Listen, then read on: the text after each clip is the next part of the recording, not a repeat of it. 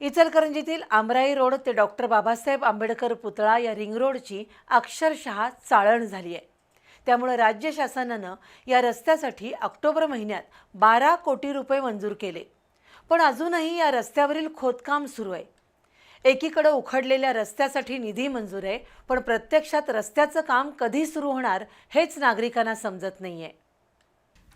इचलकरंजीतील आमराई road, महासत्ता चौक, थोरात चौक ते station मार्गावरील डॉक्टर बाबासाहेब आंबेडकर पुतळा असा रिंग रोड आहे। हा रिंग रोड सांगली रस्त्याला मिळतो, त्यामुळे इचलकरंजीतील वाहतुकीचा ताण कमी होतो।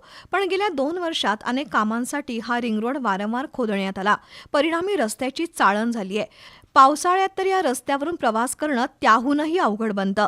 आमदार राहुल आवाडे यांच्या पाठपुराव्यामुळे 4 महिन्यांपूर्वी या रस्त्याच्या कामासाठी 12 कोटींचा निधी मंजूर झालाय, पण अजूनही उखडलेला रिंग रोड दुरुस्त झालेला नाही, किंबहुना रिंग रोडवरील खोदकाम चालूच आहे।